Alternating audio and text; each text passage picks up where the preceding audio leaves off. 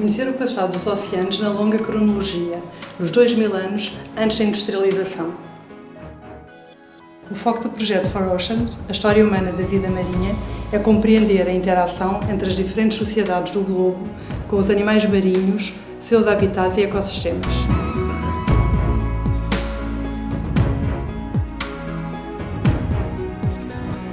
As sociedades humanas sempre dependeram do uso e da exploração dos recursos marinhos, ainda que possam ter divergido ou convergido na sua utilização, sempre com impactos no meio natural.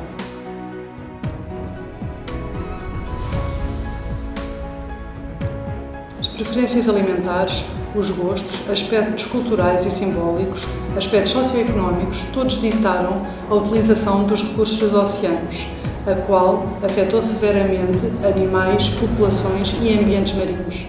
Boa tarde, sejam bem-vindos a esta sessão do Seminário Internacional de Estudos Globais, que está a ser transmitida a partir do Salão Norte da Universidade Aberta, e hoje dá-nos a honra de fazer a conferência desta tarde a Sra. Professora Doutora Cristina Brito, que nos vai falar sobre um tema verdadeiramente global, um dos mais globais dos nossos temas, que é precisamente sobre o mar, os oceanos e todas as suas implicações no nosso ecossistema planetário.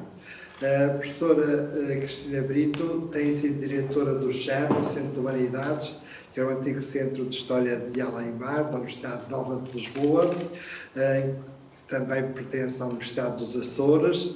A professora Cristina Brito dirige atualmente um importante projeto financiado pelo Conselho Europeu, que é um projeto internacional dedicado precisamente, que tem por tema os 4 oceanos e que envolve investigadores dos 5 continentes do nosso planeta e que visa precisamente estudar o impacto do consumo humano nos oceanos até ao tempo da Revolução Industrial. É um projeto verdadeiramente interdisciplinar, porque a professora Cristina Brito tem formação de base em Biologia, mas depois fez formação avançada também na área da História e doutorou-se na área de História dos Descobrimentos.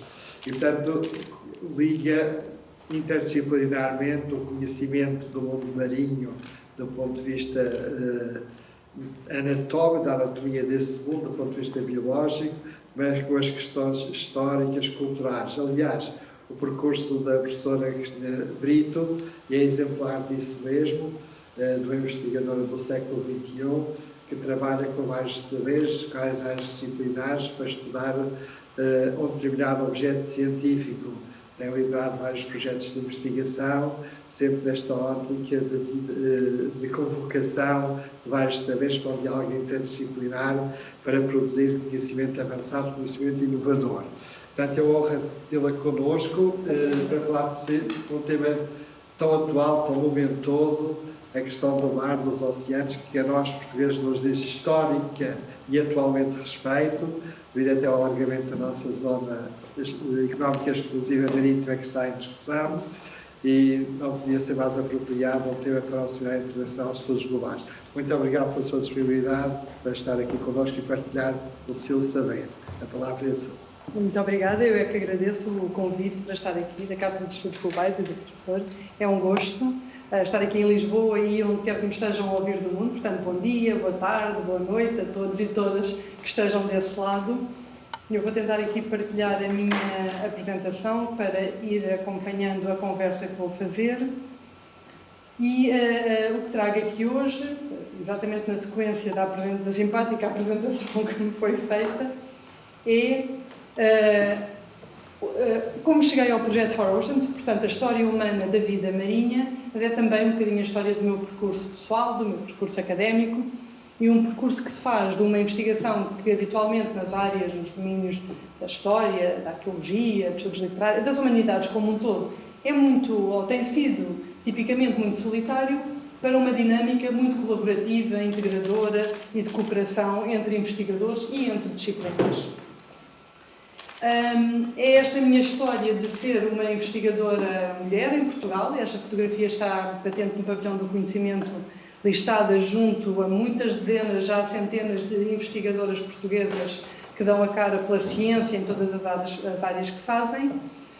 E sendo mulher e mãe, é uma história também das possibilidades de tudo aquilo que nós podemos fazer, mesmo conciliando uma investigação internacional muito exigente com a vida familiar. E, portanto, eu gosto de trazer uma imagem dos animais que eu estudo atualmente, que são manatins, vacas marinhas, que são animais que têm uma ligação forte mãe-cria, como vemos aqui, e mostrar-vos também a minha filha, que me acompanha há mais de 16 anos, já dentro da barriga, e que me acompanha em todos os momentos o que é a vida de investigação, seja porque tem que ouvir palestras, ir comigo, porque me acompanha em viagens, seja porque agora já mais ou menos crescida, ajuda em muitos momentos o que é a produção científica. E, portanto, a compatibilização não tem que ser sempre desta forma, mas é possível juntando o que são as exigências da vida familiar, uma existência social, somos todos pessoas que vivem em grupo, e uma vida académica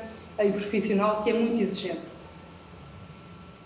Eu atualmente estudo manatins, dugongos, também chamados vacas marinhas ou peixe-boi no Brasil, outros nomes locais que já falarei adiante. Portanto, animais marinhos de grandes dimensões que fazem parte dos ecossistemas, das cadeias tróficas marinhas, mas também do imaginário e da realidade das sociedades humanas, de todas as sociedades humanas que contactam com os oceanos e que confluem, digamos, em área de ocorrência e distribuição. Obviamente, nem todos nós contactamos com manatins, são animais de distribuição subtropical e tropical, e, portanto, na Europa nós não os vemos hoje em dia e não os conhecíamos no passado, até ao momento das expansões europeias. Mas muitos outros animais, mamíferos marinhos, répteis marinhos, peixes, são animais que contactam e permitem uma história de interações entre as pessoas e o mar, e os oceanos e os habitats naturais. Eu faço o meu trabalho assente na história, apesar da minha formação em biologia marinha, recorro a fontes históricas das mais diferentes tipologias, escritas, iconográficas, cartográficas, também materiais.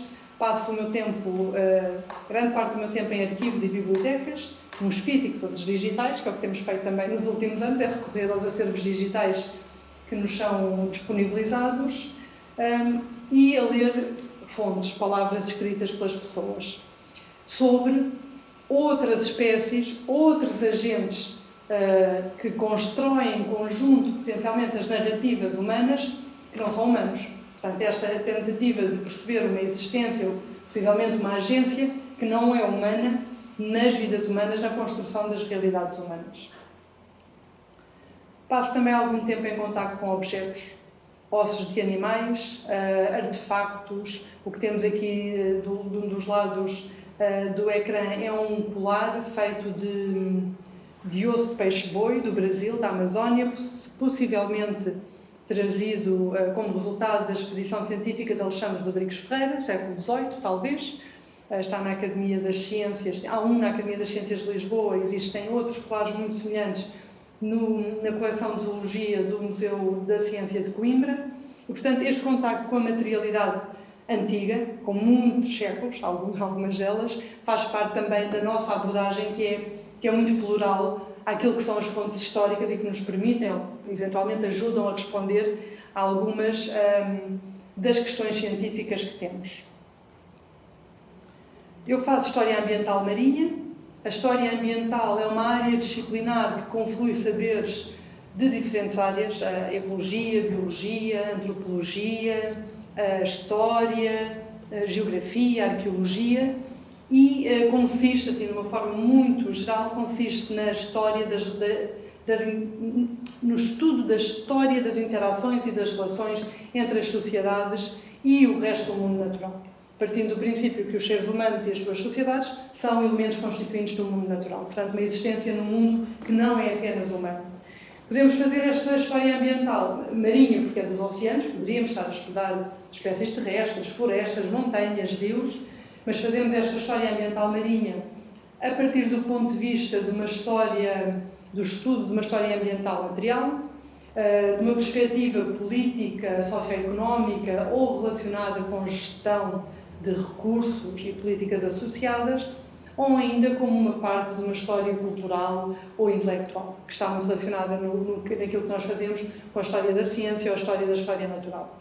Portanto, tentamos perceber de que forma é que os seres humanos pensaram, viveram, perceberam, conceptualizaram esta relação entre as sociedades e o meio marinho. Pode ser uma zona costeira, pode ser um estuário, mar aberto, as ilhas, enfim.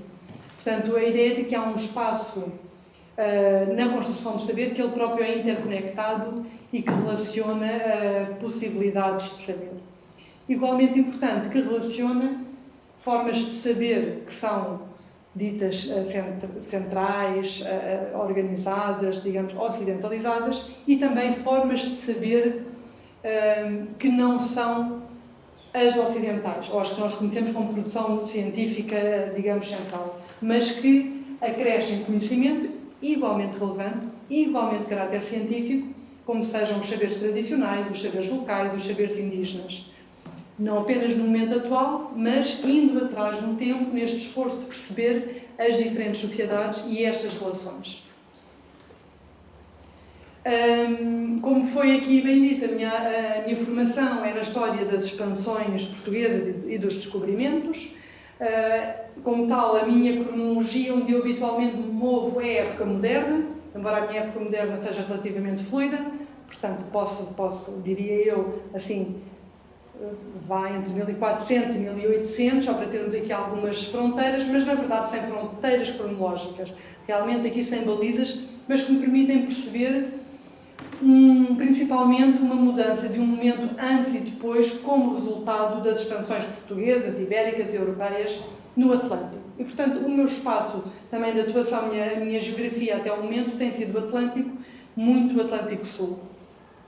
As Ilhas Atlânticas, costa ocidental africana, um bocadinho das Caraíbas e a América do Sul, o continente sul-americano atlântico, digamos assim. Mas como eu estava a dizer, e obviamente a minha área de formação e aquilo que eu trabalho principalmente são fontes europeias, escritas por europeus, à época, tratadas, conceptualizadas, reinterpretadas também por europeus ao longo do tempo, mas esforço-me por incluir, seja através da informação que essas fontes podem conter e que habitualmente não é tratada, mas também através de acesso a trabalhos de arqueologia e que vão mais atrás no tempo, tento também saber a produção de saber e aquilo que sabia sobre os oceanos pré-contacto, ou no momento do contacto com os europeus. Partindo do princípio que, para além das muitas civilizações não europeias que nós conhecemos e que sabemos que existem sociedades, existiram sociedades mais ou menos complexificadas, mais ou menos hierarquizadas, mas que tinham uma estrutura perfeitamente definida e que dependiam na totalidade, quase da totalidade, dos recursos marinhos.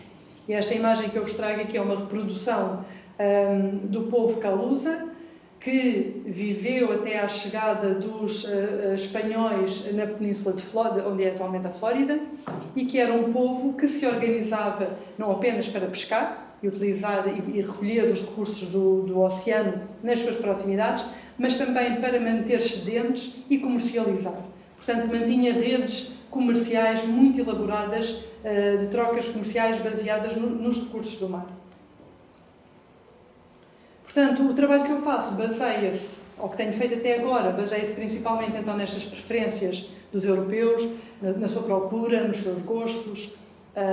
Os gostos podem ser efetivamente preferências alimentares, mas também preferências culturais, a procura por objetos de luxo, de que forma, de onde é que vêm estes interesses logo muito iniciais de explorar recursos que não eram conhecidos na Europa, mas que passam a ter passam a ser percebidos como valiosos pelos mais variados motivos. Mas obviamente estamos a falar de europeus em espaços, em territórios, em oceanos não europeus. E como tal não é possível excluir as práticas locais, as existentes previamente ao contacto e as que passam a existir nas sociedades coloniais que se formam resultado, digamos, da mistura, da fusão de pessoas com expressões culturais e percepções do mundo e visões do oceano muito diferentes. Europeus, africanos, escravizados e ameríndios, escravizados, digamos, sob trabalho europeu ou não. Enfim, portanto, as sociedades coloniais como elas se formam. E, portanto, não é possível falar destes assuntos para esta época e para este espaço do globo, sem falar em processos de apropriação, de aprendizagem mútua ou apenas direcional, de interação, de confronto, e esta apropriação não estamos a falar apenas daquilo que nós conhecemos, enfim, da história da expansão, de território, de espaço, de pessoas, de saberes, mas também a apropriação dos recursos propriamente ditos e da forma de os utilizar. Porque, como eu vos estava a dizer, então, estes animais que são de distribuição, digamos, tropical, que os europeus não conhecem quando os encontram pela primeira vez e que normalmente lhes são, digamos, oferecidos, são mostrados, são presenteados como um recurso valioso, a sua utilização depende quase na totalidade do conhecimento local e da mão de obra local. Portanto, estamos a falar de mão de obra e de trabalho africano escravizado ou indígena. Seja porque são as pessoas que conhecem a prática local e como explorar os recursos, seja porque são as pessoas, em muitos exemplos da exploração destes recursos de animais de grande porte, os homens africanos escravizados que eram bons nadadores, bons mergulhadores, algumas pessoas com boa apetência para a utilização física do mar, são as pessoas utilizadas para caçar baleias, para arpoar, para mergulhar à procura de pérolas, para interagir diretamente no meio, digamos, marinho, no meio aquático, com os animais. E o que nós temos então são duas práticas que divergem em função, efetivamente, da espécie-alvo, daquilo que se está à procura. Imaginem animais como grandes peixes, tubarões, baleias e golfinhos, focas, que são animais, ainda que estejamos a falar de espécies diferentes, porque habitam, digamos, partes diferentes dos oceanos, mas são espécies com as quais os europeus estavam familiarizados e para as quais simplesmente trazem a sua tecnologia já utilizada na Europa, na época medieval, durante muito tempo, e, digamos, levam essa tecnologia para os espaços extra-europeus, ou então a exploração de novo pérolas, tartarugas, coral, em alguns casos, os manatins, algumas espécies de tubarões, lontras, por exemplo, que resultam exatamente da aprendizagem por observação, por contacto e a utilização do recurso e da mão de obra. Os manatins são um exemplo muito bom e é o que eu uso, mas toda esta conceptualização que eu faço poderia ser feita com outros recursos. E outros colegas espalhados pelo mundo que fazem também a história ambiental dos oceanos fazem com pérolas. As pérolas são efetivamente um exemplo também muito paradigmático em que há uma extração fora da Europa, mas como resultado de uma procura europeia, enquanto objeto de luxo, para ser incorporado como elemento, como joalharia, na roupa, em objetos vários, e que resulta da prática, da atividade extrativa ser efetuada a longa distância do local de consumo, digamos assim. Portanto, as pérolas são um exemplo muito claro destas extrações com importância global, transoceânica, onde a extração se faz num local e depois o consumo se faz noutro. As tartarugas também, e aqui nesta imagem vou tentar as tartarugas marinhas e as tartarugas de rio, que são consumidas pela sua carne, pela sua gordura, pelos ovos, mas que são também objeto de luxo pela utilização da carapaça. Espero que consigam ver aqui no meio desta embarcação. Vou voltar atrás à imagem. Isto é um quadro que está no Greenwich Museum, no Maritime Museum, e portanto que nós olhamos e a legenda remete-nos para a embarcação central, que é o assunto central da obra, e que na verdade em plano inferior encontramos esta embarcação, que tem dois homens africanos a transportar uma tartaruga marinha. E, portanto, aquilo que às vezes fica, não é que seja silencioso, porque a imagem está lá, para nós a vermos e estudarmos e compreendermos, mas tem ficado silenciado, ou tem passado despercebida a historiografia sobre este tema, estamos agora a tentar recuperar. O mesmo se passa com esta obra, que está no Museu da cidade de Bristol. É uma vista sobre o rio Avon e o porto, digamos assim, e o que é que vemos? Vemos a cidade, vemos a ponte, vemos embarcações, pessoas locais, e depois, de novo, em plano inferior e reduzido, espero que consigam ver aqui, a descarga de tartarugas, que não existem no Reino Unido, tal como não existem aqui, eventualmente nas ilhas atlânticas portuguesas existiriam, portanto têm que vir, digamos, do além-mar. E de novo há aqui estes pormenores aos quais estamos cada vez mais atentos para tentar compreender de que forma é que se faziam estas ligações neste caso transatlânticas, mas na verdade transoceânicas, transcontinentais, de exploração dos recursos do mar. Os manatins são igualmente um bom caso de estudo. Foram sempre utilizados pelas sociedades humanas que com eles contactaram, em todas as suas áreas de distribuição, que são todas no Atlântico, portanto, nas Caraíbas, pelos povos indígenas, em África, na África Ocidental, por diferentes sociedades e culturas africanas, e, a partir do momento do contacto com os europeus, pelas sociedades coloniais que se estabelecem nestes espaços não europeus. Têm muitas finalidades, são consumidos, são utilizados para múltiplos fins, para consumo da carne, diretamente, para a utilização da gordura, para a produção de derivados, para fins médicos, para fins mágicos, rituais e religiosos. Ainda hoje, em muitos países africanos e no Brasil e num ou outro país das Caraíbas. Portanto, é um animal também que tem cuja história tem uma longa cronologia e que nós podemos tentar traçar esta história de interações e de que forma é que elas foram mudando ou não. De forma um pouco paradoxal, a forma de capturar manatins, a tecnologia utilizada nunca mudou. Um arpão, ou uma rede, ou um cabo. Os animais são grandes herbívoros, são animais grandes e gordos e pachorrentos, que não nadam depressa, muito costeiros, ou seja, estão encostados literalmente à terra e de muito fácil acesso para qualquer pessoa. Obviamente uma pessoa sozinha não consegue apanhar um manatim adulto, mas um conjunto de homens consegue. Ou seja, são animais que são dóceis, que não colocam nenhum perigo à vida humana e, portanto, facilmente capturados também por esse motivo. Só para vos mostrar, uma das fotografias vem o arpão, a embarcação representa 4 africanos, um deles um arpoador a caçar um manatim, e a imagem do outro lado, que é dos finais do século XX, um antigo caçador de manatins que se transformou conservacionista no Brasil, a mostrar o arpão que utilizava também ele para caçar manatins. E a tecnologia é exatamente a mesma. Ou seja, temos esta longa história que podemos aqui traçar.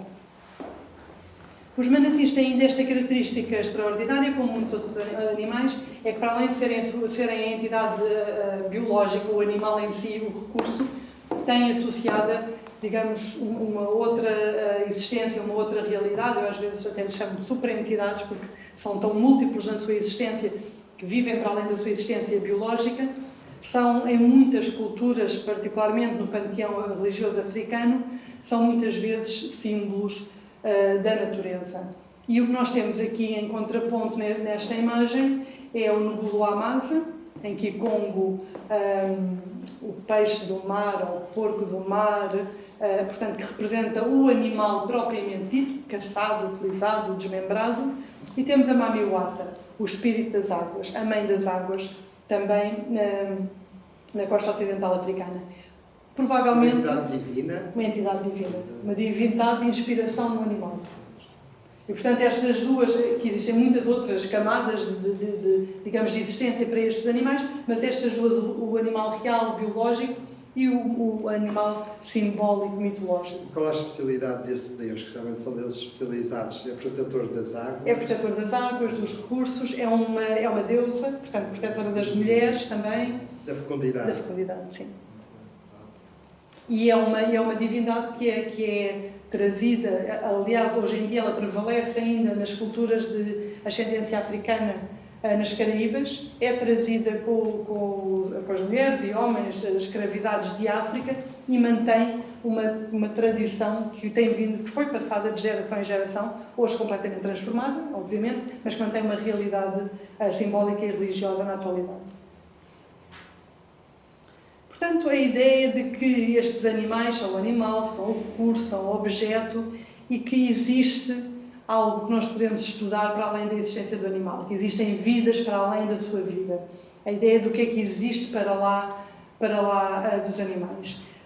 Um exemplo claro é aquilo que encontramos nas exposições, nos museus, que ganham uma vida própria, passam a ter uma existência fora da realidade do animal, fora do contexto onde foram obtidos, mas passam a ter uma realidade que importa no momento que é trazido de alguma parte do mundo, porque há uma motivação para o fazer, e depois é reinterpretado sucessivamente em todas aquelas pessoas que os observam, que usufruem dos museus, nos investigadores, nos cientistas, nos professores, nos alunos que olham para eles, Hoje em dia, com técnicas avançadas e não destrutivas de recolha de material para análise genética, consegue-se acrescentar uma camada de informação a partir destes objetos.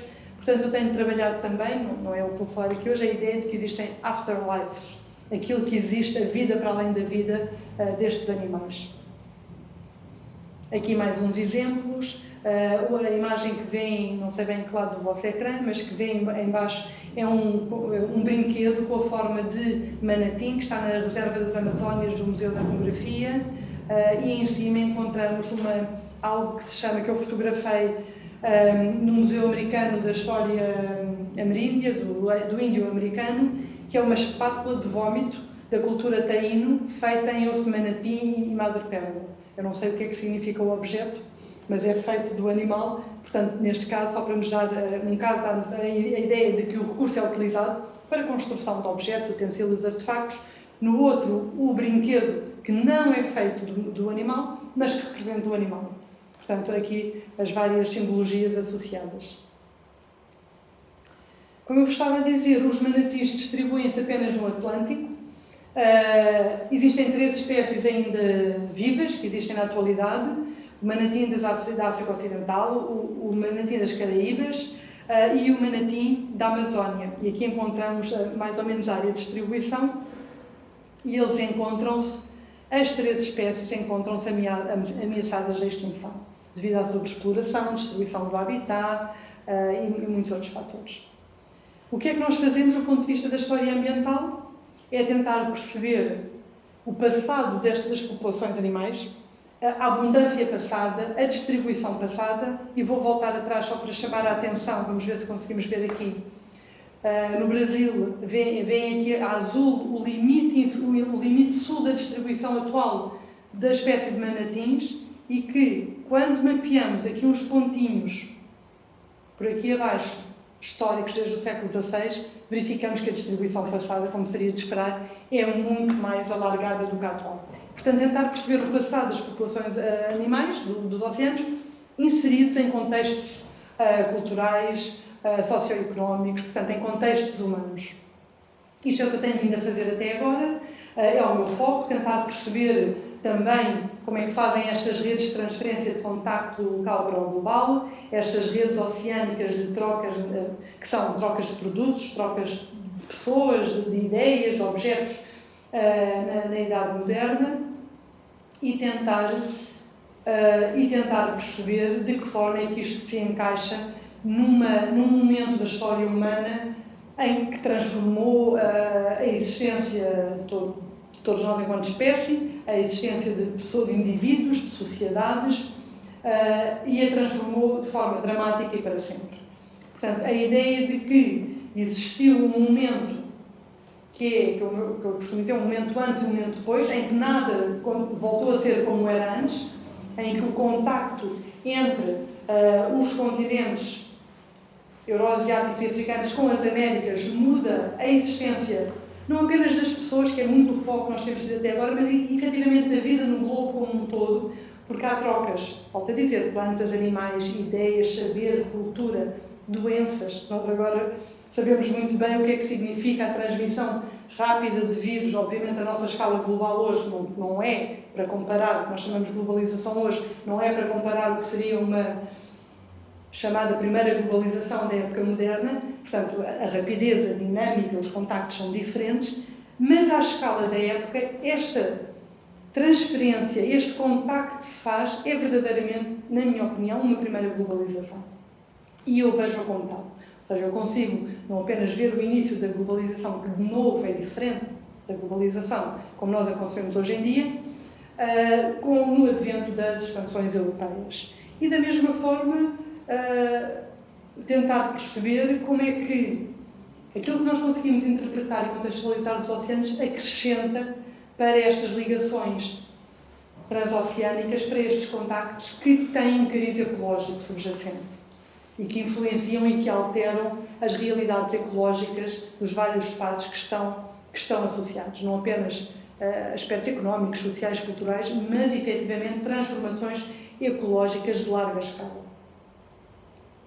que é o que estou a dizer aqui. A ideia desta primeira globalização, de uma revolução que foi feita, que foi desencadeada, que foi explotada pela Europa, que é geográfica, que é económica, que é científica, que é sociocultural, mas que é também ecológica. E, portanto, é esta dimensão que não pode nunca estar, considero eu, não pode nunca ser descurada no estudo desta época. Tudo aquilo que nós fazemos enquanto pessoas depende, em última análise, daquilo que comemos, porque é a nossa sobrevivência, sempre foi, e depende da nossa saúde, e a nossa saúde é afetada por outras espécies, depende de estarmos cobertos e salvaguardados da chuva, do frio e dos elementos, e muitas vezes fazemos também, recorrendo a outras espécies, e portanto tudo isto são verdadeiramente dimensões ecológicas. Não existe uma história da expansão, ou da primeira globalização, ou do antropoceno lá atrás, que não inclua esta dimensão. Vários autores têm conceptualizado esta ideia, as globalizações ecológicas, as teleconexões oceânicas. Steve Mendes chama-lhe uma wet globalization, ou mesmo um blue anthropocene, um antropoceno azul, uma globalização, para português não é feliz, aquática, vá. Anna Tsing, antropóloga, defende a ideia de que existem detonadores ou disruptores temporais e geográficos, ou seja, esta ideia de que mudam tudo, que alteram o mundo. E eu tenho tentado conceptualizar um bocadinho estas ideias, juntando tudo isto e tentando discutir a partir também do ponto de vista da minha investigação empírica e das informações que nós vamos recolhendo. Tenho um livro a sair, se tudo correr bem, no início de 2023, que trata exatamente a história da relação entre humanos e as populações de animais aquáticos, tubarões, manatins, tartarugas, na época moderna no Atlântico, e temos produzido uma série de artigos científicos sobre estes tópicos. Encontram quase tudo online, mas caso seja necessário alguma coisa, tenho imenso gosto em partilhar, portanto é só pedir. E temos-nos esforçado para fazer uma abordagem muito séria, muito rigorosa, mas o mais eclética possível destes temas, em que juntamos pessoas de diferentes áreas, com diferentes formações, que pensam de forma muito diferente umas das outras, para as quais a palavra população ou cultura tem significados muito, muito diferentes, e, portanto, uma tentativa de aproximação aos mesmos temas para que consigamos trabalhar em conjunto através de uma série de encontros e reuniões e conferências que temos feito. Deixem-me passar isto à frente, só para vos dizer que este trabalho que falo agora e que vos tenho estado a mostrar resulta da minha investigação, inserida numa série de projetos europeus, das quais eu tenho feito parte, e de redes que eu tenho feito parte nos anos anteriores. Vou passando aqui uns slides. As iniciativas nas quais temos trabalhado, uma série de projetos de maior ou menor dimensão. Todo o tipo de financiamento que se consegue obter é importante, não é apenas aquele que é internacional e que é muito dinheiro e que envolve uma equipa grande. Pequenos financiamentos, às vezes, que nos dão dinheiro para iniciar as redes, são fundamentais para estabelecer os contactos e para avançar na investigação que fazemos. É o caso destes dois que tenho aqui, que resulta das iniciativas bilaterais das EA Grants, entre Portugal, a Noruega e a Islândia. E depois, tudo isso permitiu chegar a um momento em que 4 pessoas se juntaram com ideias semelhantes, ou seja, vindo de percursos diferentes, tínhamos as mesmas preocupações científicas, as mesmas questões, e juntámos para tentar, de uma forma efetivamente muito ambiciosa, muito global, absolutamente transcronológica, responder a estas questões. Este projeto que nós ganhámos, o 4Oceans, é uma bolsa em sinergia do Conselho Europeu de Investigação. Somos 4 investigadores de 3 instituições, em Portugal, em Dublin e na Noruega. Foi um projeto que demorou muito tempo a ser preparado. Foi difícil porque apanhámos também depois o início do Covid e a última fase de defesa do projeto, e arranque do projeto foi feito a toda a distância, mas é um projeto que envolve efetivamente sinergias entre os 4 elementos e também a equipa. A equipa são pessoas, são investigadores da Europa, mas não só, são os animais, como já perceberam, os animais fazem parte da história e fazem parte da realidade, consideramos quase elementos da equipa. Somos neste momento mais de 30 investigadores a trabalhar a partir de diferentes áreas, a história ambiental, zooarqueologia, climatologia histórica, ecologia histórica, a história económica, da ciência, por aí dentro. E tentamos responder a 3 questões principais. Quando e como é que a exploração marinha foi importante para as sociedades humanas? Quais foram as forças que influenciaram em aspectos socioeconómicos, culturais e ambientais esta exploração e quais é que foram as consequências desta exploração, tanto para as sociedades humanas como para as populações animais. Deixem-me passar aqui à frente, esta é a nossa organização, só para vos dizer que trabalhámos muito tempo à distância, até que antes do verão conseguimos juntar a equipa pela primeira vez, parte dela presencial, para um primeiro encontro. Foi na altura exatamente que fizemos o primeiro aniversário, digamos assim, do projeto. Estamos agora no início do 2º ano e, apesar das dificuldades que ainda sentimos, temos conseguido articular de forma muito equilibrada o trabalho e obviamente agora não é, o mundo está todo interligado à distância de um toque aqui no portátil e temos conseguido trabalhar de forma muito, muito integrada e com bastante sucesso já para um primeiro ano. Estamos a abordar 3 transectos globais, 3 transectos geográficos, 2 mercados com características globais, também na longa cronologia. Podíamos ter escolhido outros, escolhemos Lisboa e Londres, porque têm exatamente estas características de juntar uma globalidade muito própria, porque se estivermos a falar, por exemplo, do Império Romano, estamos a falar de uma globalidade circunscrita, não é verdadeiramente o globo, até momentos de globalização. Poderíamos ter utilizado alguns mercados na Ásia ou nas Américas, provavelmente vamos tentar chegar lá, e compilamos informação. O primeiro ano foi de compilar informação, rever literatura, estudos, fontes, ir aos arquivos, rever o que já temos produzido, o que é que ainda não sabemos, o que é que nos falta, compilar e disponibilizar. Aquilo que temos em português, disponibilizá-lo em inglês. O que existe noutras línguas da Europa e do mundo, tentar disponibilizar em inglês. O inglês é a língua, digamos, mãe do projeto, embora tenhamos, e esse seja um garante também do nosso lado, que o português e o castelhano está muito presente enquanto língua de trabalho, línguas de reuniões, e que nos permite, de alguma forma, ser inclusivos para muitos outros colegas, nomeadamente de países africanos ou da América Central e do Sul.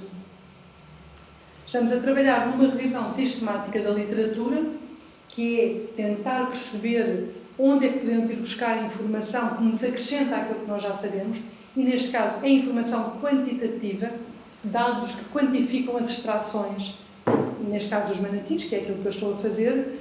Existe essa informação, não existe, o que é que pode ser compilado, e estes são os primeiros resultados. Deixem-me mostrar-vos só aqui alguns exemplos do tipo de fontes que temos. Fontes escritas que descrevem os animais, listas de trocas comerciais, listas de alfândega, de cargas, de navios. Como veem aqui sublinhado, vemos ali peixe-boi e o número de animais, ou vemos a manteiga do peixe-boi ou a mixira, que é a mistura do peixe-boi, que já são produtos transformados. Isto permite-nos quantificar o número de animais que foram retirados do ambiente num determinado período. Só para termos uma ideia, e isto obviamente, isto é século XX, estas 2 fotografias, o que veem aqui nesta fotografia, que espero que consigam ver bem, são manatins do Amazonas pescados, retirados do ambiente, expostos para serem vendidos. Água doce. São de água doce. Câmara de água salga. Sim.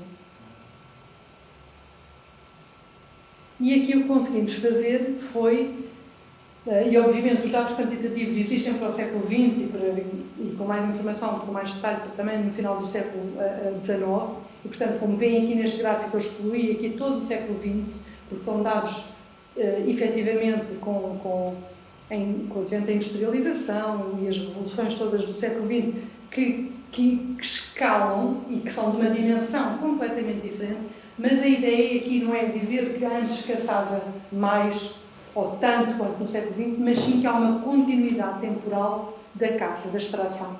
Isto tem impactos ecológicos, embora os valores sejam muito inferiores ao século XX, tem impactos ecológicos locais dos ambientes mas tem uma importância cultural muito grande, que é o facto das pessoas estarem habituadas ao recurso alimentar, medicinal, cultural, e isto ser muito importante ter em mente e considerar quando ainda hoje em dia queremos implementar medidas de conservação locais, onde aquilo que é a nossa, e agora quando eu digo nossa, é a minha, europeia, de pessoa que cresceu na Europa e conhece a realidade a partir da Europa e que se sente em relação a estes animais com uma necessidade de proteção e de conservação, porque achamos que os animais são uma mais-valia nos ecossistemas, versus a realidade de uma pessoa que vive atualmente, imaginemos nós, na Nigéria, no Senegal, na Costa do Marfim, no Ghana, no Togo, para quem os animais têm uma realidade completamente diferente, que são alimento,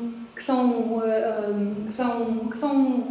um comprimido que vão à feira buscar, que são utilizados nas práticas rituais do dia-a-dia, que são histórias que ouvem dos pais, dos avós, por aí atrás, e, portanto, a tentativa de que, independentemente de querermos conservar animais que estão ameaçados de extinção, que o temos que fazer considerando os contextos culturais e históricos de longa duração. E é isto que este tipo de abordagem de longa duração nos permite perceber.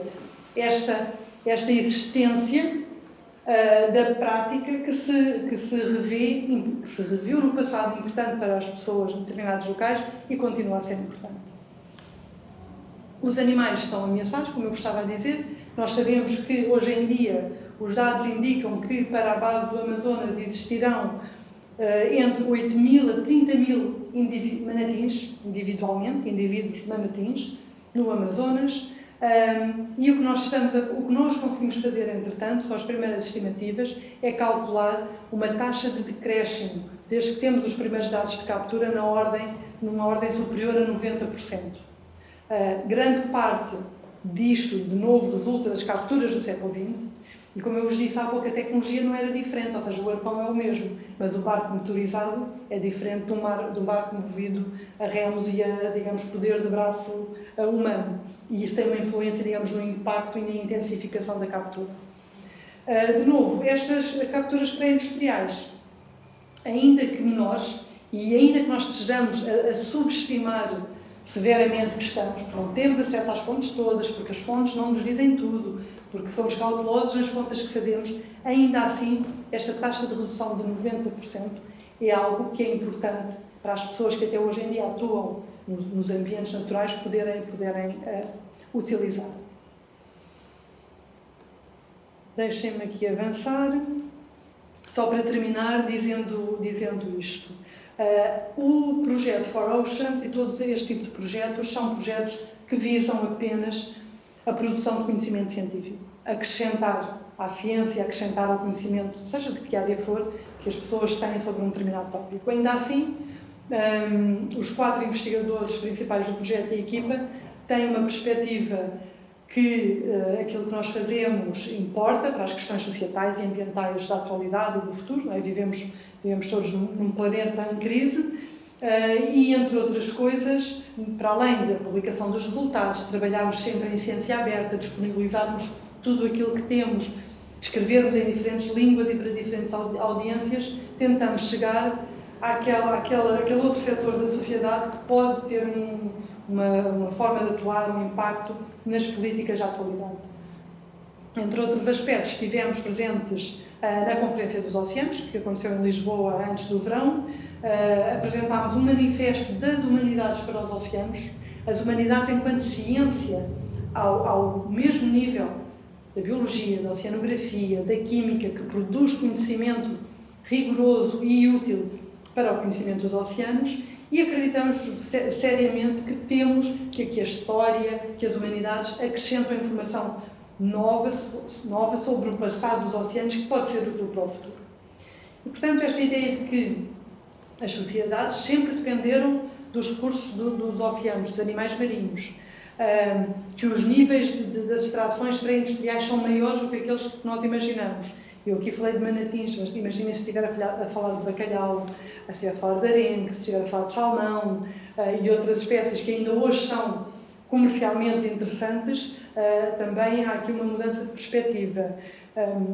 a ideia de que temos que mostrar como é que no passado se integravam as sociedades com os ecossistemas, que temos que pensar numa existência humana que não se faz afastada da realidade natural, que vivemos num sistema integrado e que temos uma rede e que podemos crescer, uma rede que é transcultural, que é unificadora, que é integradora, que é integrativa em si, no sentido em que pretende incluir várias dimensões da investigação hoje em dia, é para nós muito importante.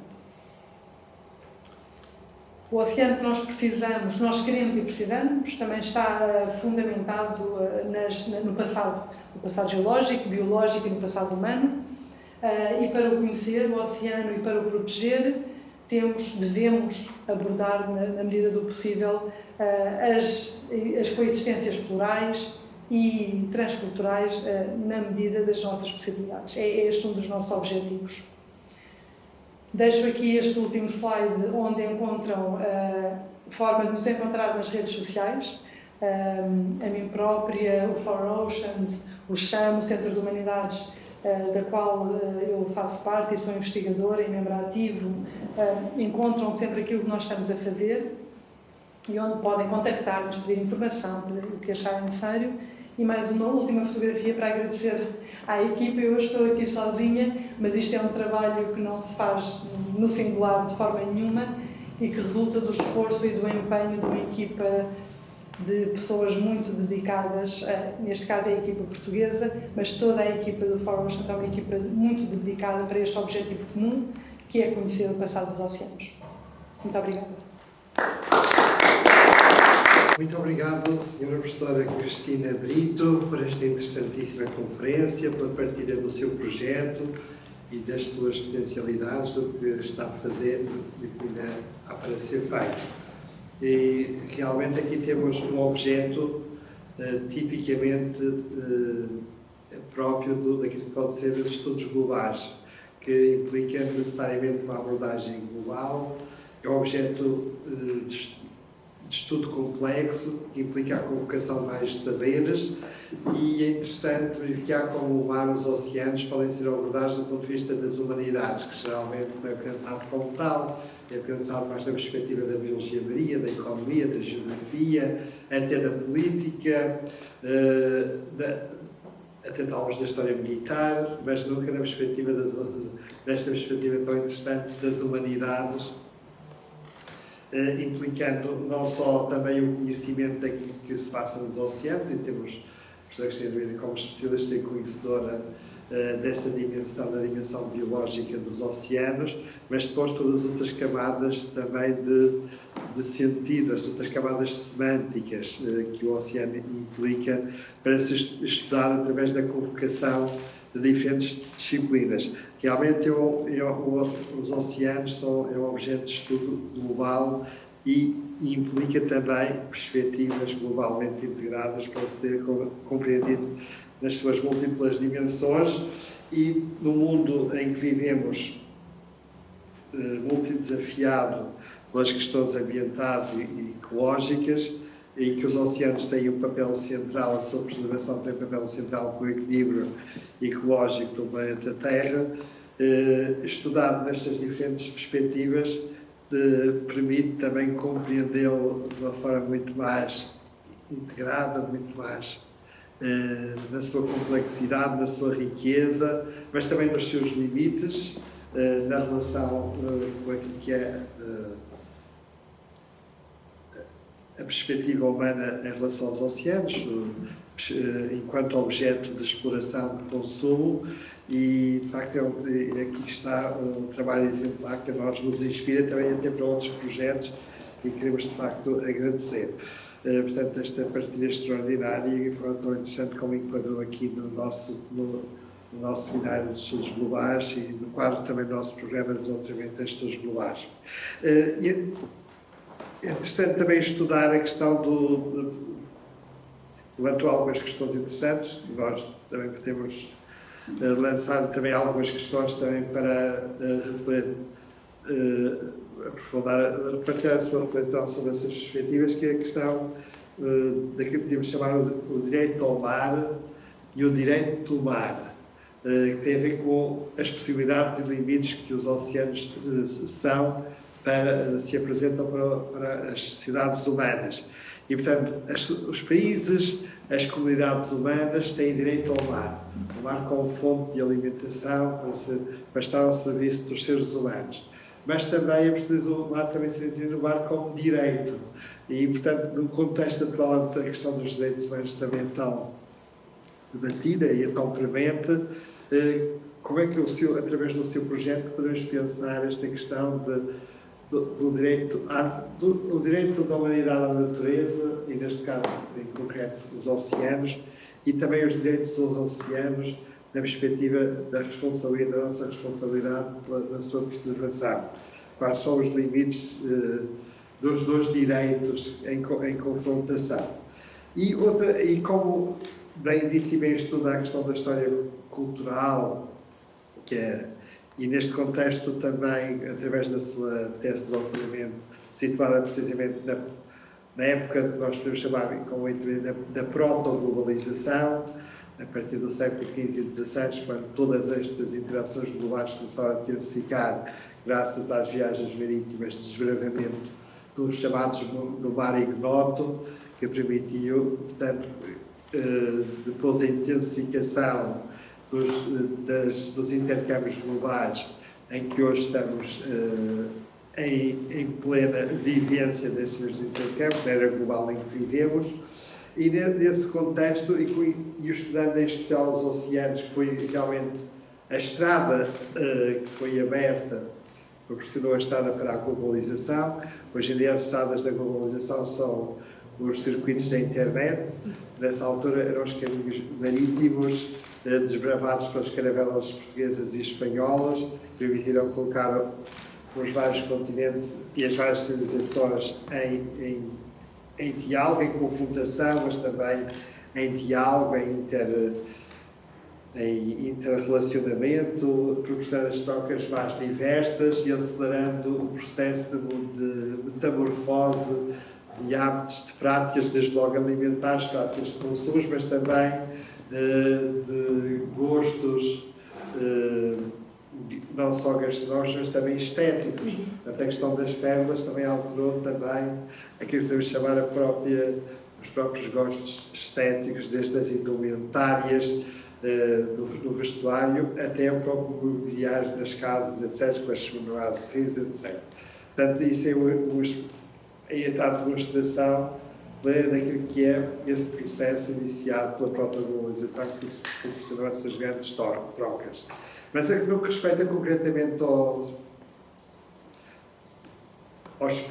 à sociedade dos peixes, eu gostava de fazer esta pergunta, que é um pedaço provocatória da brinca, e também recordando como duas grandes figuras da cultura portuguesa, que foi Santo António, que foi uma das nossas figuras globais, depois o Padre António Vieira, que decidiram, zangados com a sociedade dos homens, que não ouviam a sua pregação, na altura decidiram pregar aos peixes. Então, a origem de duas grandes peças literárias, que foi os Sermões aos Peixes, o de Santo António, na Idade Média, e depois o célebre sermão de Santo António aos Peixes, por invocação, precisamente à pregação de Santo António, o sermão de Santo António aos Peixes, do Padre António Vieira, pregado em São Luís do Maranhão, e que até lhe valeu uma perseguição, em que ele tomava a sociedade dos peixes como exemplar daquilo que podia ensinar à sociedade dos homens. E eu pergunto que lhe faria o seguinte: a partir da sua experiência da vida marinha, que conhece como ninguém, o que é que os peixes nos podem ensinar a nós, seres humanos, a partir? Claro que para Santo António e para António Vieira foram tiradas ilações morais, religiosas, etc., em vista de uma conversão dos seres humanos para mudarem os seus comportamentos, a construir uma sociedade mais humana, podemos dizer assim, uma perspectiva cristã. E aqui, a partir da sua experiência concreta, o que é que a sociedade dos peixes nos pode ensinar aos seres humanos nesta perspectiva, agora, numa perspectiva, olhando os oceanos nesta perspectiva cultural? E, de algum modo, um aspecto muito interessante que falou, que foi aquilo que podemos chamar a outra, aquela camada mais profunda de sentido, que implica também uma abordagem necessariamente cultural, que é a transfiguração do mar, a transformação e a metamorfose no plano simbólico do próprio mar, em que, como sabemos, o mar como território mitológico tem sido fértil desde a antiguidade. As grandes culturas e civilizações humanas, das suas mitologias, vão buscar ao mar grande inspiração para essas construções mitológicas, desde as civilizações mais antigas, passando pela antiguidade clássica, a época medieval, etc.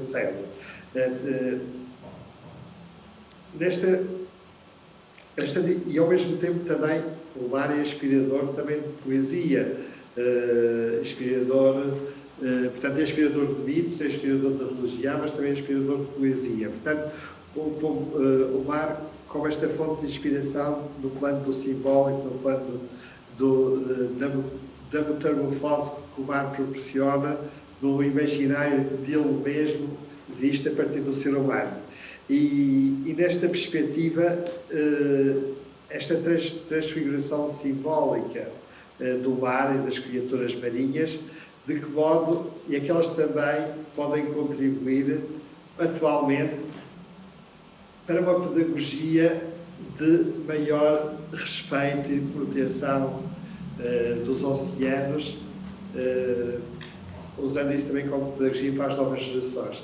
Acho que dessa perspectiva da dimensão simbólica que o mar é, portanto, a nossa poesia, a nossa literatura e o nosso horizonte de construção mitológica da humanidade, com os contributos das várias civilizações, como é que a partir daí também isso pode ser usado pedagogicamente para termos uma relação com o mar mais equilibrada e garantindo aquilo que é o respeito pela essa diversidade que deve ser cada vez mais protegida em nome do equilíbrio ecológico do planeta Terra. Agradeço muito a sua atenção, estas questões que deixaram, para depois abrir também espaço a quem está connosco para fazer as perguntas que entender. Muito obrigada. Suscita muitas reflexões, vou tentar fazer aqui um apanhado, mas talvez começando exatamente pelo fim, a ideia de que o mar, enquanto entidade simbólica, é uma realidade e, portanto, o mar é espelho das pessoas, é espelho das sociedades humanas que projetam, que veem, que encontram no mar, no oceano, aquilo que são ou aquilo que esperam, as suas expectativas, os seus medos, as suas existências. E, de novo, as pessoas e as sociedades são muito diferentes umas das outras, e enquanto umas encontram no mar caminhos de sucesso, de futuro, de possibilidades, outras veem no mar, e viam historicamente, locais de fim do mundo, do fim, de morte, do enterro. Portanto, o olhar para o horizonte significou e significa coisas diferentes para pessoas diferentes. O olhar para a profundidade dos oceanos significa também coisas muito diferentes. E os próprios animais são apropriados pela produção cultural humana com base neste olhar que eles representam no mar. A baleia, o grande leviatã, ela própria representa o mar, os oceanos, na sua imensidão, no facto de ser incompreensível, no facto de ser um monstro das profundidades, que é maior do que tudo aquilo que nós possamos encontrar, tão grande como uma ilha, e a São Brandão e a tantos outros, mas que depois dá à costa, que arroja e morre e fica suscetível, digamos, da mão humana. As baleias são todo o paradoxo, todo o contraditório do que é a existência dos oceanos e do mar.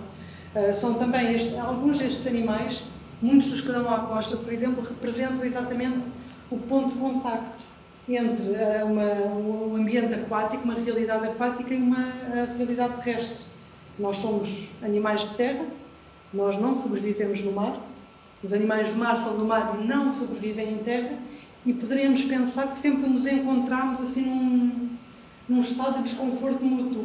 São pessoas que estão no mar e veem os animais marinhos no seu meio, são as pessoas que estão fora do elemento, desconfortáveis, enjoadas, com medo, com frio, com fome, mesmo hoje em dia, não é? Em muitas situações da existência humana hoje em dia.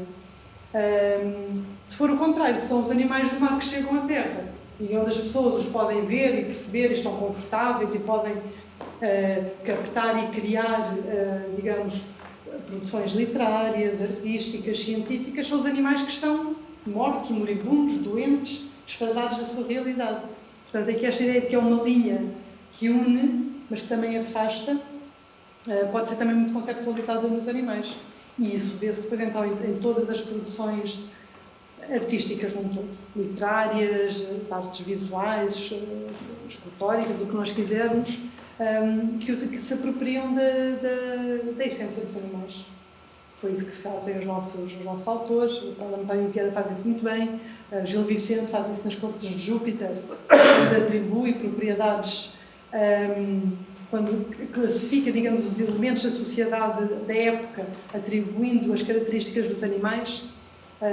Ou seja, é uma tentativa de uma certa humanização dos animais que permite uma comparação, que permite uma sátira ou uma recriação da sociedade da época. Portanto, os animais do mar e dos oceanos sempre permitiram isto, que é jogar um bocadinho com as realidades humanas, com os seus medos, com as suas expectativas, enfim, com os seus sentimentos, com aquilo que fazem de bom e de mau, e encontrarem uma forma de representar ou de mostrar. Encontramos isso em todos os momentos da história e arrisco em dizer, em todas as culturas humanas que contactam e que vivem o mar. Nós hoje em dia, apesar de sermos um país de mar, como nós dizemos, um país voltado para o mar, eu acho que vivemos muito pouco o mar e o oceano. As nossas crianças, nós vamos à praia, mas estamos de costas voltadas para o mar.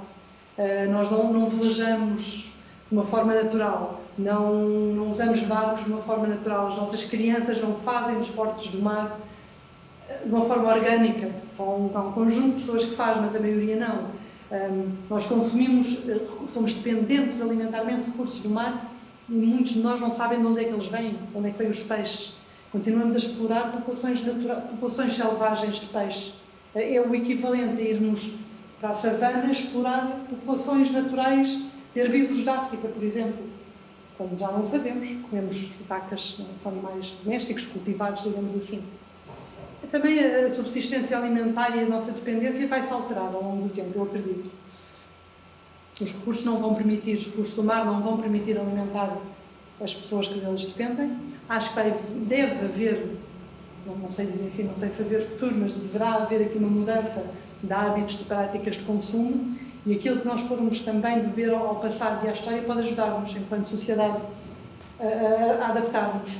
Portanto, o que a história nos mostra, mais do que o passado mostra, não repetir os erros do passado, ou o passado mostra o caminho, eu acho que nós, historiadores e pessoas que trabalham o passado, podemos mostrar momentos de resiliência, de mudança, de adaptação, e que é possível nem é evoluir, é mudar, que é possível mudar e que as pessoas conseguem adaptar-se aos momentos mais difíceis que nos são postos, seja por outros seres humanos, seja pelo ambiente, seja o que for.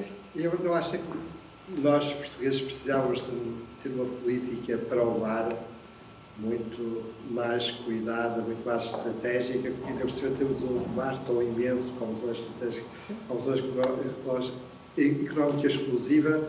O que é que acha que falta fazer? O que é que era preciso fazer? Não é política para o mar que nós precisamos de educação para o mar. Precisamos que as pessoas saibam o que é que significa o mar, o que é que ele representa, qual é o valor do mar, que não é apenas o valor económico. O usufruto, a recriação, a poesia, a arte, o surf, tudo aquilo que nós quisermos, aquilo que nós podemos retirar do mar, só estar à beira do mar, viver o mar. Mas precisamos de uma literacia para os oceanos, uma educação para os oceanos, que ainda não temos na medida das nossas necessidades, do meu ponto de vista. E precisamos também de um envolvimento emocional das pessoas com o mar, com os elementos do mar, que ainda nos continua a fazer falta. Mas caminhamos para lá, portanto, acho que estamos no bom caminho e acho que todos nós podemos contribuir.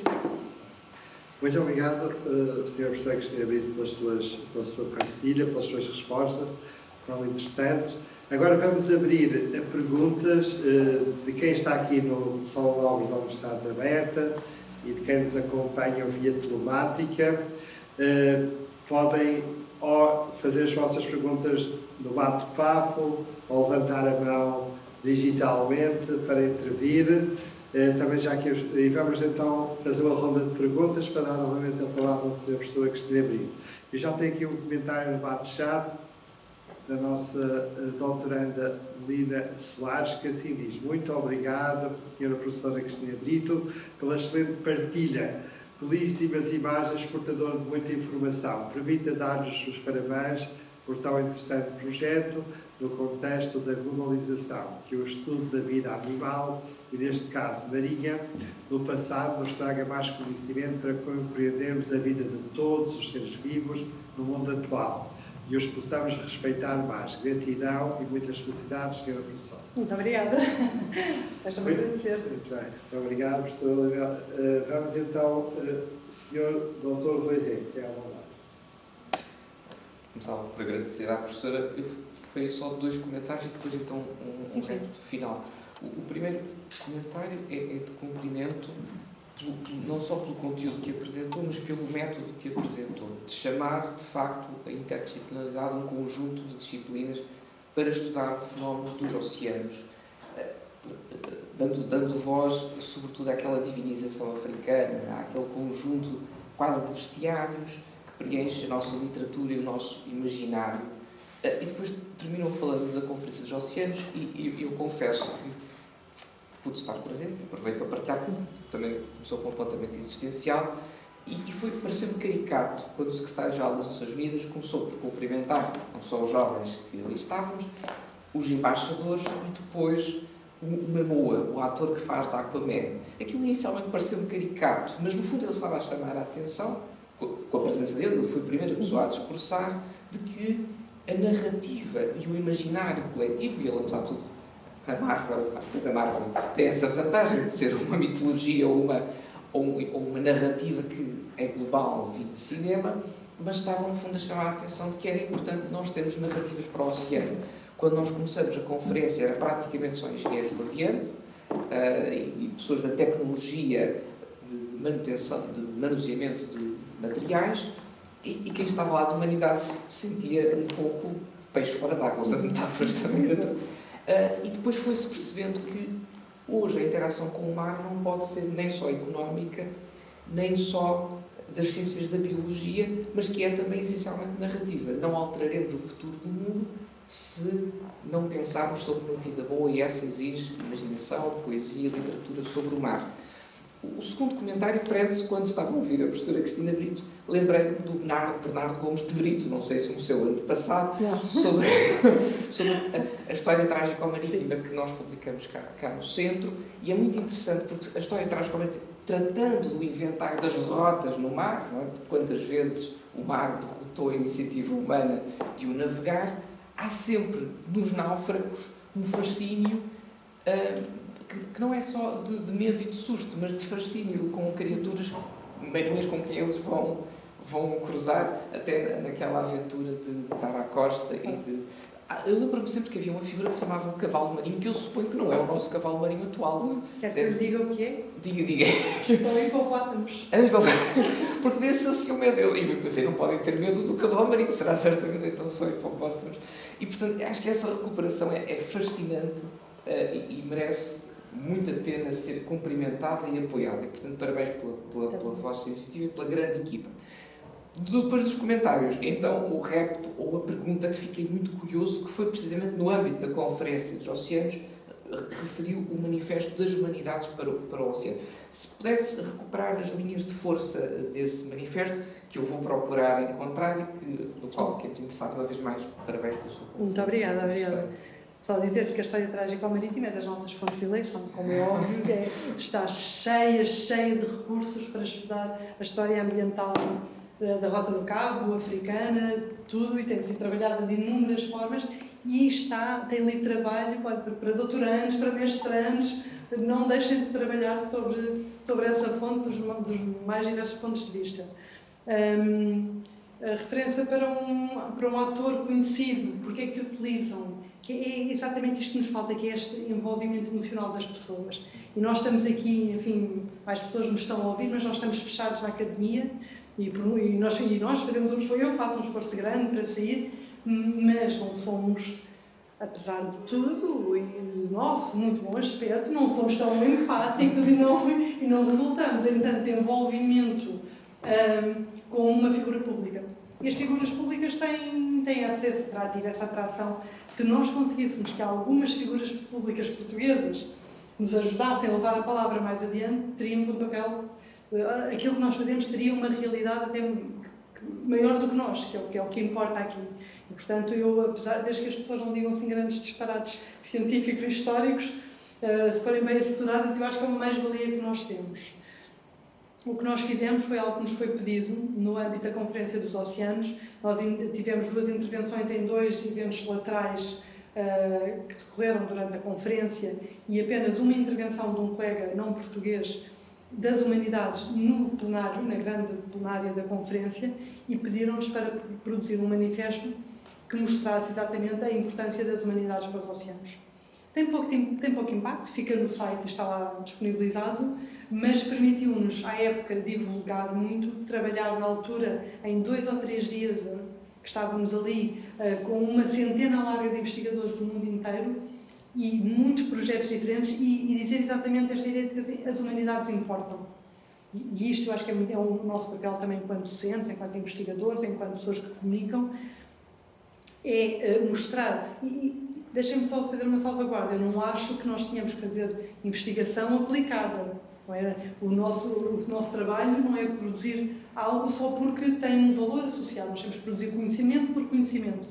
Mas o conhecimento que nós produzimos nas mais diferentes áreas das ciências sociais, das humanidades, tem efetivamente importância. E tem um valor acrescentado àquilo que é a nossa vida. Neste caso, há muita informação relevante que acrescenta conhecimento e ciência àquilo que se sabe sobre os oceanos. E a nossa ideia é exatamente isto, do manifesto. Tentaremos agora publicar de um fórum mais aberto, que é dizer que há conhecimento acumulado, que as pessoas não estão a aceder a esse conhecimento, e as pessoas é a sociedade em geral, são os políticos, são as ONGs, mas são também os cientistas de outras áreas, que estamos disponíveis para dar esse contributo, para partilhar essa informação e que não se podem esquecer de uma produção científica acumulada de muitos, muitos anos que está disponível para ser utilizada e que modifica a nossa perspectiva do mundo. Mais do que isso, ajuda ao envolvimento das pessoas em prol da defesa dos oceanos. Se houver um envolvimento emocional, é muito mais fácil acrescentar à literacia e acrescentar ao envolvimento das pessoas. Muito obrigado, Sra. Professora, pelas suas respostas. Agora, vamos fazer uma ronda final de perguntas. Quem estiver interessado em intervir, que o faça agora. Entretanto, eu vou avançar aqui com algumas colocações no bate-papo. O Henrique Manuel Pereira, o professor Henrique Manuel Pereira da Universidade Católica do Porto, dá os parabéns, gostou muito, mas teve muita pena e teve que se ausentar, mas havia conferência, e pede desculpa por se ausentar, mas deseja os meus êxitos pessoais e académicos para si. Temos a nossa investigadora do Centro de Estudos Regulares e médica Ana Castro Neves. Não sei se quer abrir a câmara, também faz aqui uma pergunta longa. A doutora Ana Castro Neves, não sei se está connosco. Eu vou ler então a questão. Boa tarde a todos.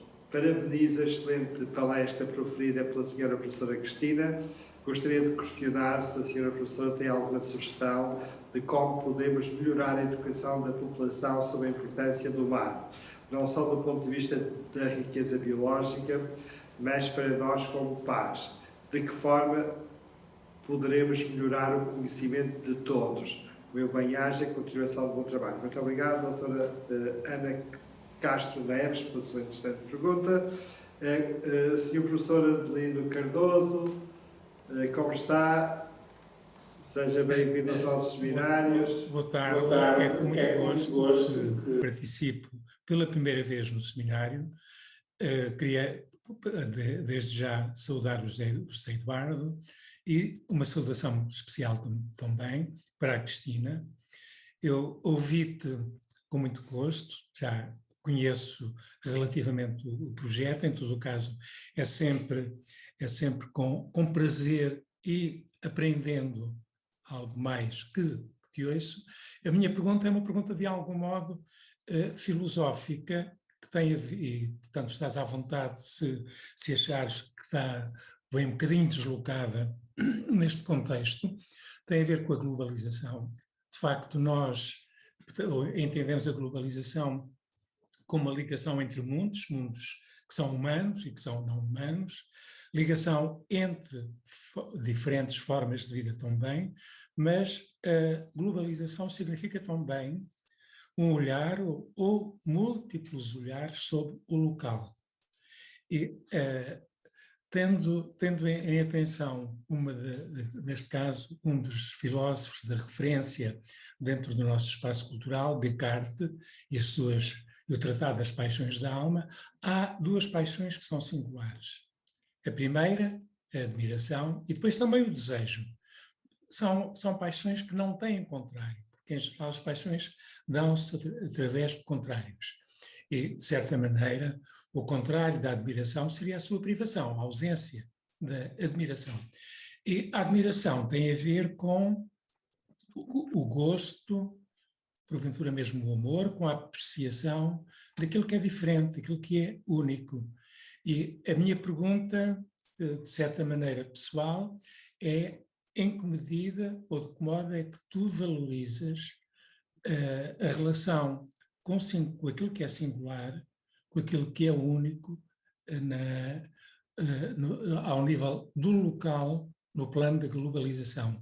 Eu percebi implicitamente, por muitas referências que fizeste ao longo da conferência, que há obviamente não apenas esse interesse, mas há esse gosto, esse amor, como quer que seja, gostava de te interpelar sobre isso. Muito obrigada, Adelino. Tentarei refletir um pouco sobre isso, embora eu me arrisque cada vez mais por alguns ensaios filosóficos sobre o nosso mundo natural, é muito longe da minha área disciplinar, mas todos nós tentamos conceptualizar um bocadinho e tentar perceber o que fazemos ou o que foi feito no passado, e as realidades locais para mim são absolutamente centrais. Acho que o global, exatamente o que tu disseste, eu acho que o global se constrói do local e do regional, que conseguimos compreender o macro a partir do micro, nas suas semelhanças, mas particularmente nas suas diferenças. E de novo, se nos remetermos à época moderna, o global, na minha perspectiva, assenta mais nas diferenças, naquilo que é particular, naquilo que é único de cada caso, de cada situação, de cada realidade, que depois se coloca em contacto, de alguma forma. Em contacto, em diálogo, em confronto, não é? Tenho tentado, na medida dos possíveis, desconstruir alguns binários do que é a nossa perspectiva do mundo atual, da época moderna, em que tudo é posto em extremos, na minha perspectiva, eu e o outro, nós e eles, estes e aqueles, os humanos e os não humanos, e, portanto, uma perspectiva de um sistema muito uma tentativa de perceber o mundo integrado, porque o mundo é interdependente. Todas as espécies, todas as realidades, todas as camadas são interdependentes, está um bocadinho subjacente aos meus pensamentos mais recentes. E o trabalho que eu faço, por via da minha experiência pessoal, por conhecer a África, por conhecer a América do Sul, por conhecer pessoas muito diferentes, não é? Viajar faz-nos conhecer pessoas diferentes e realidades diferentes e ter contacto com isso. Procuro encontrar isso na história, procuro encontrar isso naquilo que foi o passado e retirar dos circuitos mais centralizados do que é uma percepção do mundo aquilo que são as particularidades. E nós, como indivíduos, somos todos diferentes e vemos o mundo de maneira diferente, mas também, enquanto conjuntos de indivíduos, temos formas de ver o mundo diferente. Eu acho que essa é a particularidade, essa visão. E o oceano permite-nos fazer isso, porque o oceano e os animais do mar são tão múltiplos, são tão plurais, são tão diferentes para diferentes pessoas que nos permitem ver todas estas diferenças.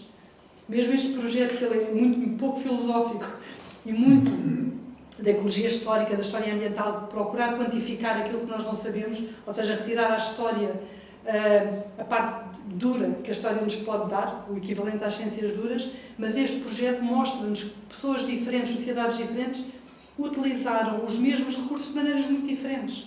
Nós temos ou até a mesma pessoa.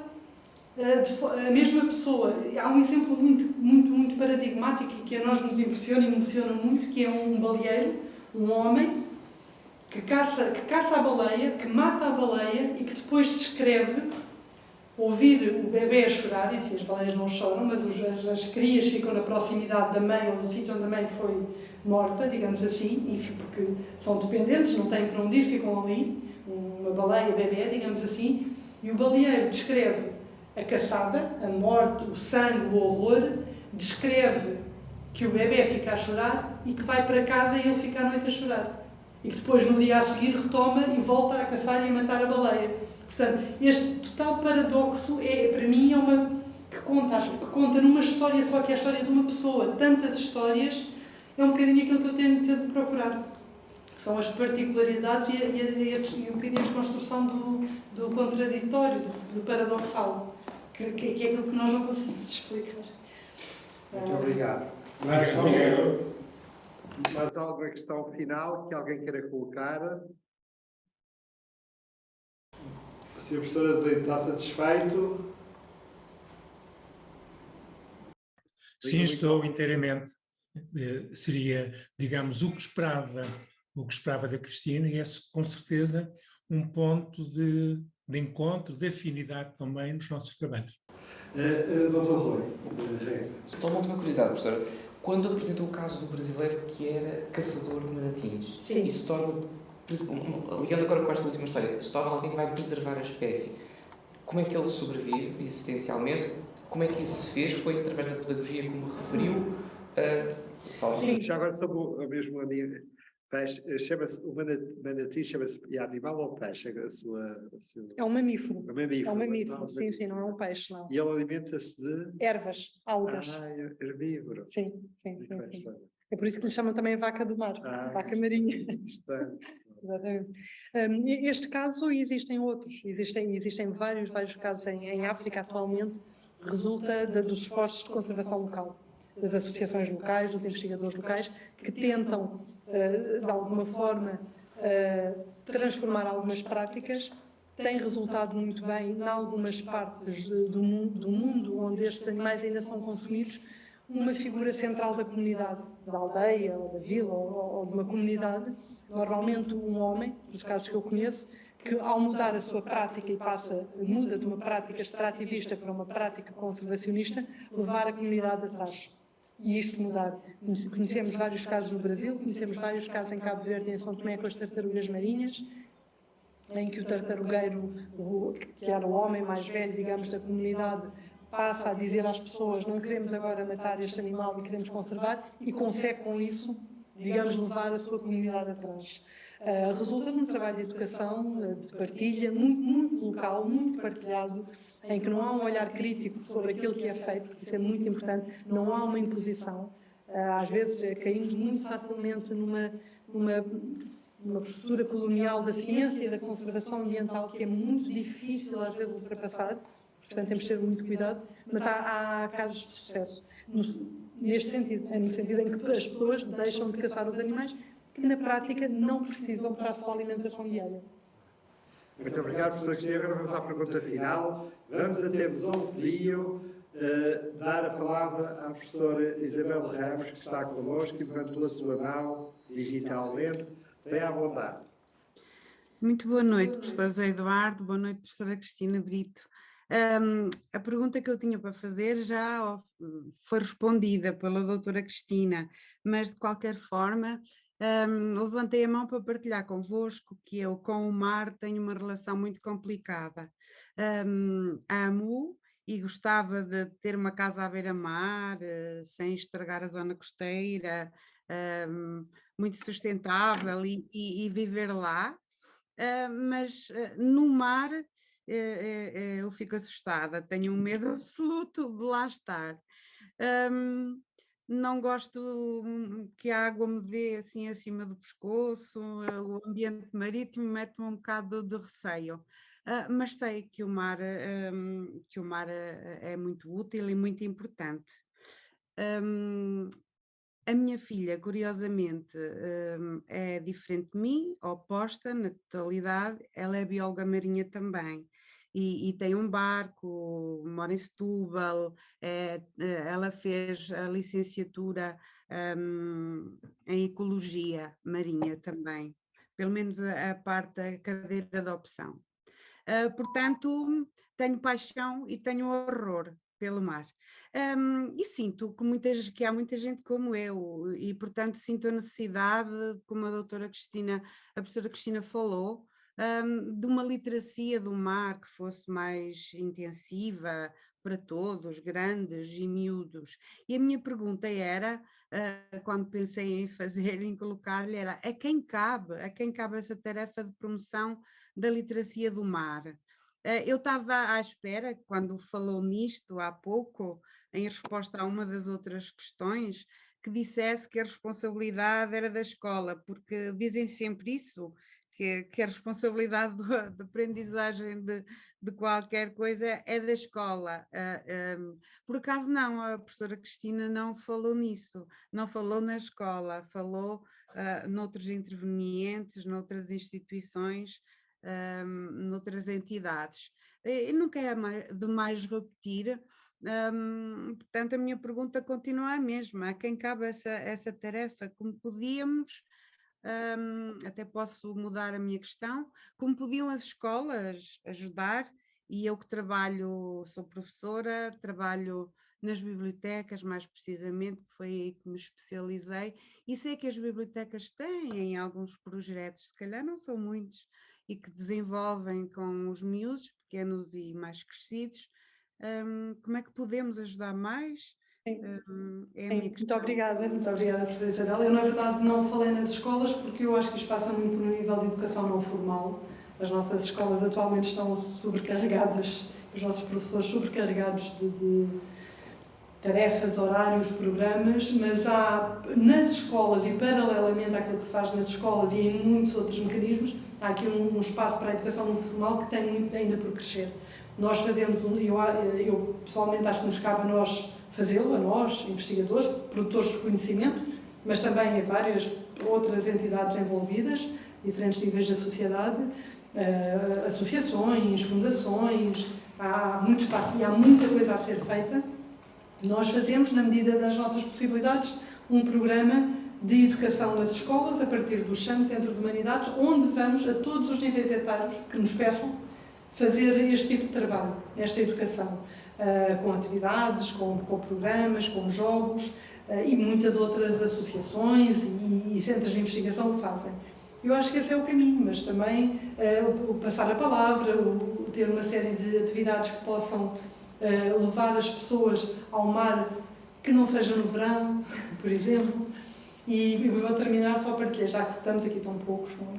Partilhar aqui um segredo consigo, que é dizer-lhe: eu sofro muito no mar, eu enjoo profundamente, e a minha passagem da biologia marinha para a história deveu-se aos muitos anos de sofrimento no mar de São Tomé, em que eu ficava muito doente, e ter num dia em que não tinha condições físicas de ir para o mar, ter ficado na Biblioteca Nacional em São Tomé e Príncipe, e absolutamente por acaso ter aberto a História Trágica Marítima e o Zurara. E quando abri o Zurara e comecei tinha 2 volumes assim à toa, da História na escola apenas, e comecei a ler, e o que me saiu das páginas dos livros não foram as histórias das pessoas que eu me lembrava da escola, mas as baleias que eu estava a estudar, as tartarugas que eu estava a ver, os hipopótamos que eu conhecia, e no espaço de 1 hora mudou totalmente o meu paradigma académico e percurso. Voltei a Lisboa uma semana depois, fui ter com o professor João Paulo Oliveira Costa, que é uma pessoa muito aberta e visionária, e que aceitou uma bióloga marinha sem nenhuma formação como doutoranda. Há 20 anos atrás, sim. E, portanto, às vezes os nossos incómodos pessoais podem resultar em coisas muito boas. Bem, mas que interessante. Muito bem, magnífico. Agradeço muito a presença de todas e de todos, as vossas perguntas estão interessantes e, naturalmente, reitero os meus agradecimentos à senhora professora Cristina Brito por estar aqui connosco e por partilhar a sua investigação tão interessante e o seu pensamento sobre os oceanos e as possibilidades extraordinárias do ar para todos. Muito obrigada, eu que agradeço. Neste caso, e muito sucesso para o seu projeto. Muito obrigada. Obrigado. Aqui Bom em regresso a casa para todos os que estão cá e em casa, bom regresso a casa em casa.